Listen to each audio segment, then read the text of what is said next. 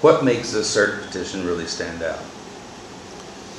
The cert petition, again, has to tell us that there is a systemic significance to this case that's much greater than most other cases. That our guidance is needed, that our guidance will be helpful.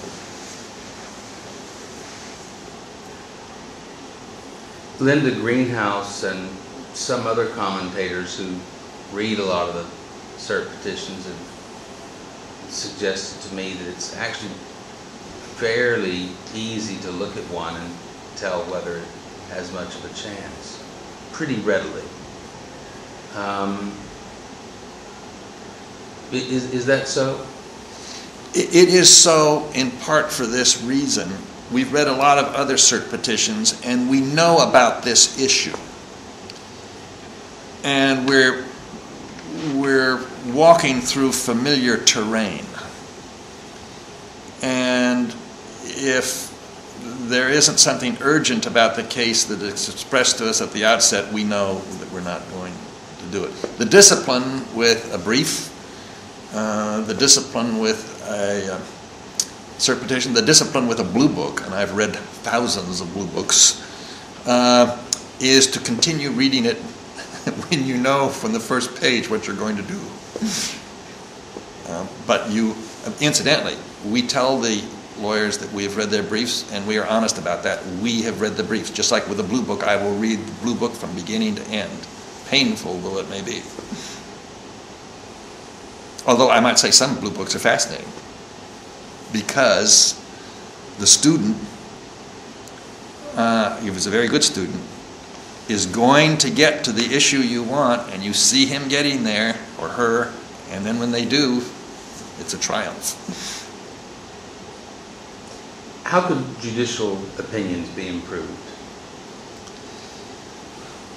I think it's perhaps presumptuous for me to say that.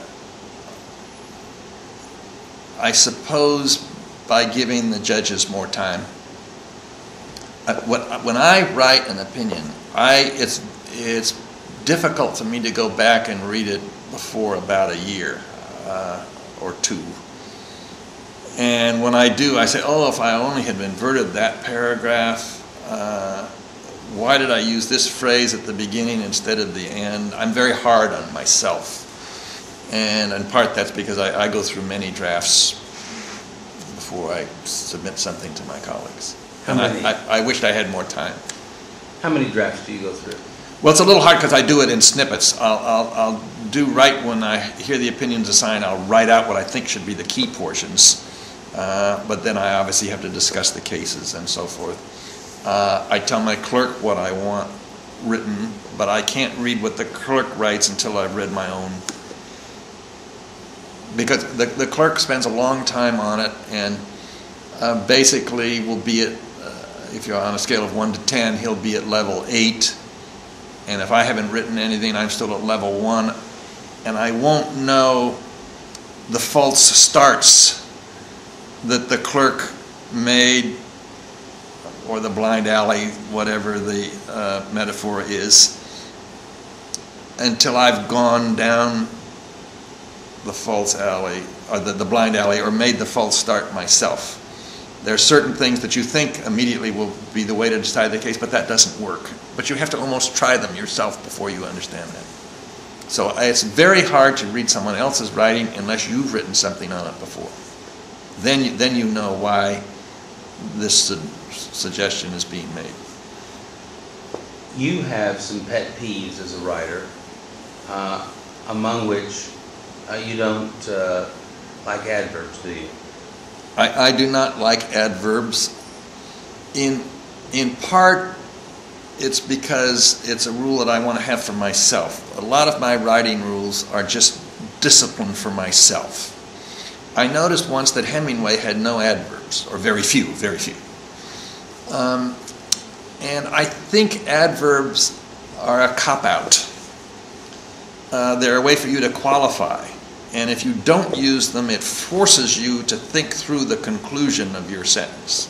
And it forces you to confront the significance of your word choice, the importance of your diction. And it seems to me by not using the L word, or ly, pardon me, ly word, you just discipline yourself to choose your words more carefully, or with more care. You get better verbs. Yes. Yeah. Or better adjectives, or a stronger adjective. With more care is much stronger than more carefully. Number one, it's shorter. Number two, it's more direct. You seem to have an aversion to the word that. Is there anything to this? Now that's just something I picked up from reading your. That's interesting. I do. I think it's overused. So do you cut some that's, but you also use some that's. Do you just make a judgment? Can I cut this? Yes, I think it makes for a more concise style. It flows more easily if you don't have too many that's. Something about the sound of that word that seems to bug people. It's unfortunate that it's such a common little kernel word in the language with its sound or whatever it is. Yes, I don't like the word that. It's unavoidable and sometimes helpful for a long sentence. And I'd have to plead guilty perhaps to being overly cautious about that, and it makes the writing too dense. You need to give the reader a break once in a while. Mm-hmm. Do you think there's anything to the view that Supreme Court prose is too congested with citations, given that it's a court of last resort? I'm not sure. I don't think we should have unnecessary citations.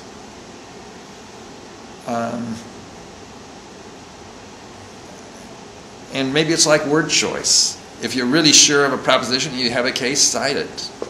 On the other hand, remember that one of the things we're doing is to try to make the law cohesive. And if there are cases out there that bear on the point, I think it's only fair to cite them. Now, I'm concerned about the number of cases. I look in our libraries where we're having to add walls and shelves for these books. And I once said on the Ninth Circuit that we should have an in-bank case and say, here are the following cases that you never need to cite to us again. And then cite 100 of them and say, don't cite these to us anymore. But then I wondered if that might be self-defeating. And I'm sure we get a petition for rehearing and say, well, please at least cite this. But I have other pet peeves about writing. One is I'm a traditionalist. This is something that I will admit. And I do not like nouns that are turned into verbs. Where I task you, or I was tasked with this assignment. I was tasked with this opinion. A task is a noun, it's not a verb. Impact. This impacts our decision. Impact is a noun. And it seems to me trendy. I don't like trendy words. Now, the language obviously grows. It can't be static. The beauty of a language is its dynamism and its growth, so I accept that. I don't like the word grow. We're going to grow the economy. It seems to me that you grow a carrot. You don't grow the economy. But after a while, I have to succumb to some of these to some of these things. What do you think about incentivize? Incentivize. I think incentivize is highly objectionable for two reasons. Number one, it uses IZE. I do not like IZE words, which are also made-up words, and that's also it's a word that reminds me of someone wearing a very ugly cravat. And I'm very careful. I don't like to use too many commas. I don't think commas should be used after prepositional phrases. I was taught that. In this case, we are deciding, I don't think you need a comma. Now, some writing teachers will say that you use a comma where there should be a pause. You hear what you write. And I think good writers hear what they write. Good writers hear what they write. And that's helpful as a signal that maybe you should think about whether a comma should be used. I do not think, though, that this is anything more than a warning. It's not a rule. You don't. It's not a rule that you use a comma where there should be a pause. It's a warning that a comma might be used there. I was fourscore and 7 years ago, our fathers brought forth upon this continent. There is no comma after 80 and 7 years ago because it stops the reader. And if you're one of the things, some of us are speed readers. I used to do speed reading contests, and it's the only way I can survive in my profession. I have to read very quickly. If you have strange rules for the use of commas, it makes it much slower reading. And generally, I do not think you should use commas after prepositional phrases. I do not think you should begin words with, or begin sentences with moreover, or however, or but. I just don't like it. I don't like the word focus because it's overused, and I just don't like the word, so I don't use it. In an earlier interview, you said that the Supreme Court, and you said something just a few minutes ago similar, we're judged by what we write. Don't you think it would make sense to consider writing ability in the appointment of federal judges? Well, I've never had that question. That's very interesting. I don't mean to turn the question around, but let me just test it for myself. If a lawyer does not enjoy writing, he would not enjoy this court. We are legal writers, for better or worse. And why would you punish yourself by electing a career where you're required to do something you don't like or you're not good at?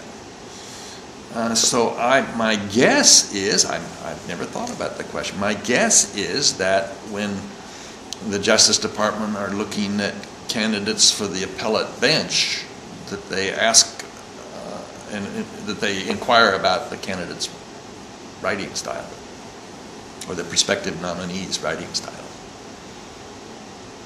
And if they don't, they probably ought to. If they don't, they probably ought to. Now, the reason I guess I was a little hesitant was to say that attorneys who are in practice often don't have time to really work on their writing skills. They have more time on the bench. So it might be a little bit unfair to require it, but you ought to at least warn the candidate. Now, of course, I was taught in my law school in civil procedure that my pleading must be very concise. So one of the first complaints I filed, I worked so hard on it, was beautifully concise. And then I was with another plaintiff. There were multiple parties to the action. And the other complaint was just like the kitchen soup. He threw in everything. And I said, well, why did you do that? He said, because I might have missed something. He said, that's the judge's job. He can weed all that out. So maybe I shouldn't be saying this to our law students. But practitioners will sometimes say they're concerned with the sin of omission. And so they have the kitchen sink approach, and then they let the judge figure it out. I think that's sad, but I have to recognize that this is one of the things some practitioners do. That's a sin in itself, isn't it? That's a sin of commission. Yes. Do you think it's fair to say that Supreme Court justices are among the most influential writers in the world? Well, I think that may be true just because, not because they're good writers, but just because they're making decisions that are important. And perhaps that's a good warning to us that we should be good writers for that reason. And you, as a Supreme Court justice, all the justices, have something that most writers yearn for, which is a built-in readership. We have a captive audience. That is true. there aren't very many writers who can assume that they're going to get headlines throughout the world many times during the year. I sometimes go to authors' conventions, and I know some authors, and I tell them, you know, I read what you write, why don't you read what I write? And they laugh. And if they wanted to they're too polite to say, I'm not interested in what you write. Do you think more lawyers ought to see themselves as professional writers? I wish they would, and I think the profession would be well served. I think they would be well served. Well, Justice Kennedy, I'd love to continue this sometime when we had more time, because I have a feeling you and I could go on for many hours, but I want to thank you for your time today. Well, you're most gracious, and I think this is important because the law lives through language, and we must be very careful about the language that we use. Let me ask you one last question. Legalese. And when I ask you about legalese, I don't mean terms of art like habeas corpus and collateral estoppel. I mean pursuant to in the instant case and that sort of thing. Do you have a view on legalese? I think we have to be careful not to overuse it. In part, again, it's discipline. We might think we're saying something important when we're really not. It can be pretentious. Thanks again for your time. Thank you.